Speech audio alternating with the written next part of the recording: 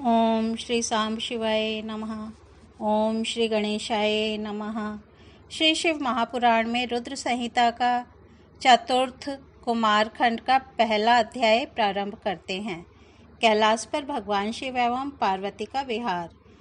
वंदना करने से जिनका मन प्रसन्न हो जाता है, जिन्हें प्रेम अत्यंत प्रिय है, जो सबको प्रेम प्रदान करने वाले हैं, स्वयं पूर्ण हैं, दूसरों की अभिलाषा को भी पूर्ण करते हैं, संपूर्ण संसिद्ध ऐश्वर्य के एकमात्र स्थान हैं, स्वयं सत्य स्वरूप हैं, सत्यमय हैं, जिनका सत्तात्मक ऐश्वर्य त्रिकाला बाधित है, जो सत्य प्रिय एवं सबको सत्य प्रदान करने वाले हैं, ब्रह्मा विष्णु जिनकी वंदना करते हैं और जो अपनी कृपा से ही विग्रह धारण करते हैं, ऐसे नित्य शिव की हम वंदना करते हैं। नारद जी बोले, हे ब्राह्मण, लोक कल्याणकारी शंकर ने पार्वती से विवाह करने के पश्चात कैलाश जाकर क्या किया, उस वृत्तांत को हमें सुनाइए। जिस पुत्र के निमित्त आत्माराम होते हुए भी उन्होंने पार्वती से विवाह किया, उन परमात्मा शिव को किस प्रकार पुत्र उत्पन्न हुआ। देवताओं का कल्याण करने वाले हे ब्राह्मण, तारकासुर का वध किस प्रकार हुआ, मेरे ऊपर कृपा कर यह सारी बात विस्तार से कहिए। सूत जी बोले,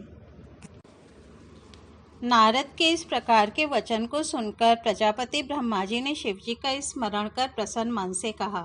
ब्रह्मा जी बोले, हे नारद, चंद्रशेखर भगवान शिव जी के चरित्र को बताता हूँ, आप सुने।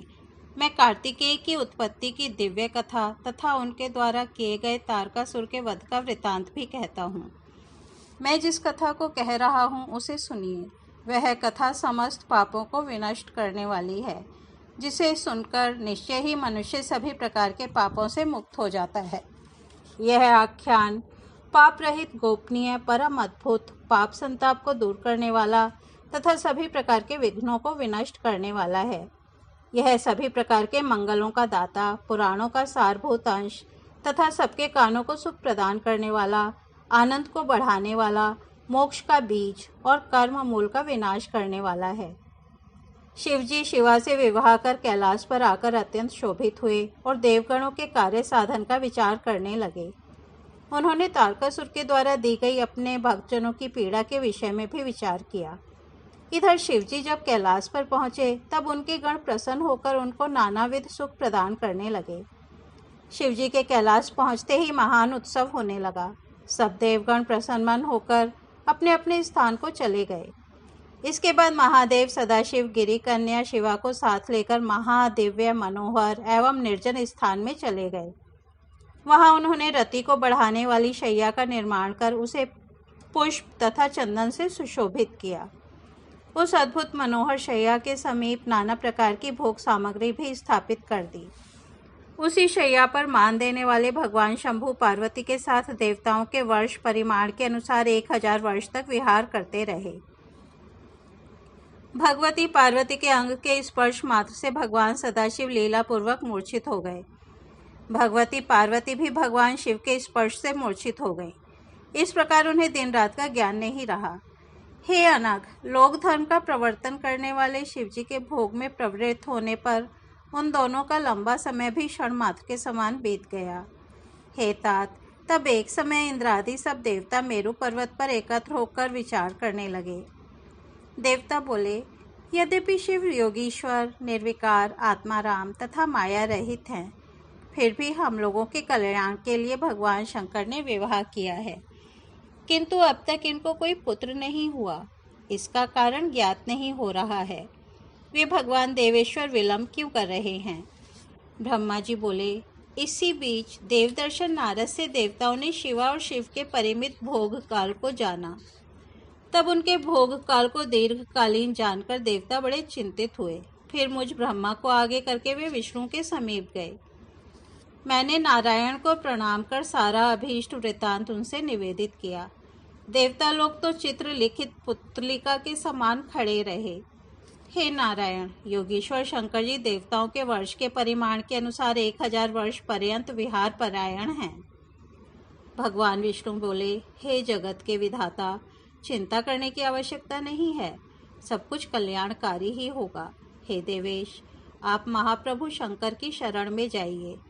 जो मनुष्य प्रसन्न मन से शंकर की शरण में जाते हैं, हे प्रजापते, शंकर के उन अनन्य भक्तों को कहीं से कोई भय नहीं होता। हे विधे, उनके श्रृंगार का रस भंग समय से होगा, अभी नहीं। जो कार्य ठीक समय में किया जाता है वही सफल होता है, अन्यथा नहीं। भगवान शंकर के अभीष्ट को भग्न करने में कौन समर्थ है? 1000 वर्ष पूर्ण होने पर वे स्वयं निवृत्त हो जाएंगे। जो रति को भंग करता है उसे जन्म जन्मांतर में स्त्री तथा पुत्र से वियोग प्राप्त होता है। उस भेदकर्ता पुरुष का ज्ञान नष्ट हो जाता है, कीर्ति नष्ट हो जाती है और वह दरिद्र हो जाता है। अंत में वह 1,00,000 वर्ष तक कालसूत्र नामक नरक में रहता है। इसी कारण महामुनीन्द्र दुर्वासा को स्त्री से वियोग हुआ। फिर उन्होंने दूसरी मंगलमय कर कमलों वाली स्त्री को प्राप्त करके वियोगजन्य दुख को दूर किया। घृताची पर आसक्त कामदेव को बृहस्पति के द्वारा मना करने पर बृहस्पति को पत्नी हरण का दुख मिला। फिर उन्होंने शिवजी की आराधना कर तारा को प्राप्त किया, जिससे उनकी विरह व्यथा दूर हुई। महर्षि गौतम ने मोहिनी में आसक्त चंद्रमा को वियुक्त किया, इस कारण उनका स्त्री से वियोग हुआ। हालिक को वृक्षली में कामासक्त देखकर हरिश्चंद्र द्वारा निषेध किए जाने पर उन्हें विश्वामित्र का कोपाभाजन बनना पड़ा और वे स्त्री पुत्र तथा राज्य से भी च्युत हो गए। फिर उन्होंने शिवाराधना कर इस कष्ट से छुटकारा प्राप्त किया। वृक्षली में आसक्त हुए द्विजश्रेष्ठ अजामिल को तथा उस वृक्षली को भय के कारण किसी देवता ने भी मना नहीं किया। निषेक अर्थात वीर्य सिंचन से सब कुछ साध्य है। हे विधे, निषेक बलवान है, निषेक ही फल देने वाला है। उस निषेक का कौन निवारण कर सकता है? शंकर जी के भोग का वह काल देवताओं के वर्ष से 1000 वर्ष पर्यंत का था। हे देवगणों, 1000 वर्ष दिव्य वर्ष पूर्ण हो जाने पर आप लोग वहां जाकर इस प्रकार का उपाय करें जिससे उनका तेज पृथ्वी पर गिरे। उसी तेज से प्रभु शंकर का स्कंद नामक पुत्र उत्पन्न होगा। अतः हे ब्राह्मण, इस समय आप इन देवताओं को साथ लेकर अपने स्थान को लौट जाएं और शिवजी एकांत में पार्वती के साथ आनंद विहार करें। ब्रह्मा जी बोले, हे मुनीश्वर, इस प्रकार कहकर लक्ष्मीपति भगवान विष्णु शीघ्र ही अपने अंतःपुर में चले गए और मेरे साथ सभी देवता अपने अपने स्थान चले गए। इस प्रकार बहुत दिनों तक शक्ति एवं शक्तिमान के विहार से भाराक्रांत यह पृथ्वी शेष एवं कच्छप के धारण करने पर भी कांप उठी। तब कच्छप के भार से आक्रांत सबका आधारभूत पवन स्तंभित हो गया, जिससे संपूर्ण त्रैलोक्य भय से व्याकुल हो उठा। फिर सभी देवता मेरे साथ भगवान विष्णु की शरण में गए और दुखी मन वाले उन्होंने उस वृतांत को भगवान विष्णु से निवेदित किया। देवता बोले, हे देवदेव, हे रमानाथ, हे संरक्षक प्रभु, हम लोग भय से व्याकुल चित हो आपकी शरण में आए हुए हैं, आप हमारी रक्षा कीजिए।